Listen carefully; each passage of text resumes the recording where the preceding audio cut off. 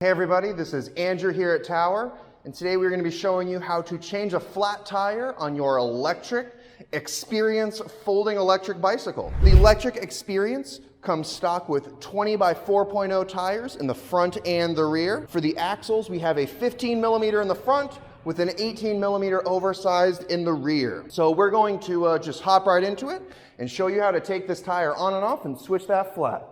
So we're going to take our 15 millimeter wrench, and we're going to swing down here to the bottom of the fork and start loosening. Now, this is actually our second attempt at this. Our original attempt was hampered because on the right side of the bike, this nut was actually you can even see it a little bit here. It's continuing to rotate around. Luckily, we did have a solve for this. Let me just, there we go. Luckily, I did loosen it enough previously. We have had quite a few of these electric bikes come through. Almost all the electric problems that we've seen have come to these axles. Now, I don't know if it's something going on with their manufacturing, their machines need to be calibrated or something, but almost all the issues I've seen have all boiled down to the axles, the front or the rear. So definitely something to be aware of. You know, even this brand new one out of the box, we had a little bit of issues with that nut being so cinched onto the axle so tight that when we turned the nut, it just turned the whole axle instead of just loosening the nut. With the tire off, I've already let the air out, you know, pretending this is a flat so the tire is nice and loose. So we're going to remove the valve cap, which also feels pretty tight on there as well. All right, once that valve cap is out, we're going to take our tire lever here, and we're just going to peel up the tire so we can see the nice yellow inside rim strip. We're just gonna loop that underneath the lip of the tire, hook it over the edge of the wheel, and then just go all the way around, getting that lip outside of the wheel itself. So there we go. We got that whole side done and loose. And we can just take the tube, pull that out, and pretend this one has a hole in it. We're getting rid of it. Now we have our brand new tube all ready to go. We're gonna set that to the side for a second because, again, whenever you change a flat, people always forget. It's one thing to change the tube, but you have to figure out what caused the flat. So you don't get another flat once you saw that new tube in. So just take like a nice cloth or something and just run it on the inside of the tire here. If there's any punctures, any thorns or anything, they'll snag onto that cloth, and you'll know exactly where on the outside to pull those thorns through. So once you've gone through your wheel, pulled out all the thorns, and it feels nice and good inside, we're gonna take our new tube. It's usually best to put a little bit of air inside of it. So we usually want to start at the valve hole. So we found it right there.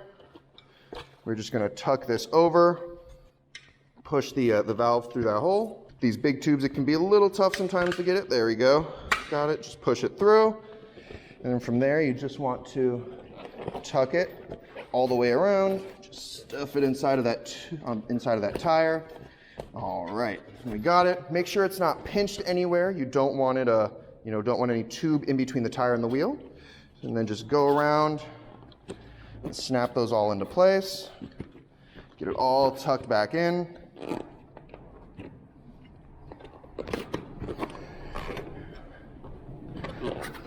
And luckily these tires are pretty loose fitting, so it's not too difficult to get them on. But this is a new tire, so it is a little stiff, has a little bit of grip to it, but there we go.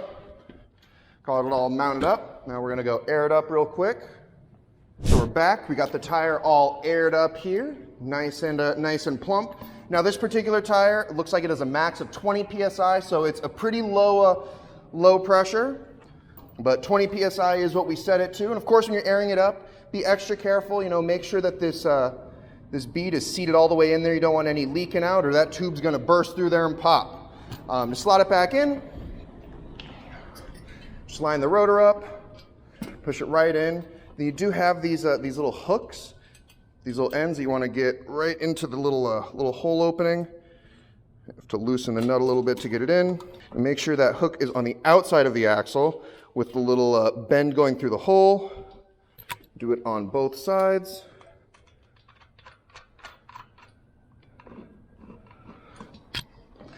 And then we go through with the 15 and tighten all those up.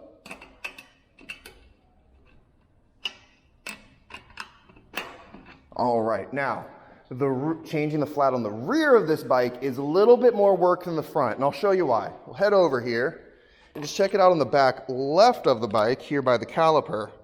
And if we look, if you see this little black bracket here above, this part is actually threaded into the frame and it loops over the axle. So you're gonna have to loosen this bolt, slide it out in order to take this whole wheel off. Now you do have it on either the right and left side of the bike, as well as this chain guard. This chain guard rests right above the axle here. So when you loosen this and take it all off, this whole thing will be loose and hanging around. So just be aware of that when you go to change a flat in the back. Once you get these bolts off and done, it's just like changing the front. And that's about everything you need to know on how to change a flat on your Lectric Experience folding e-bike. Thanks for joining us. Hope you have a great day.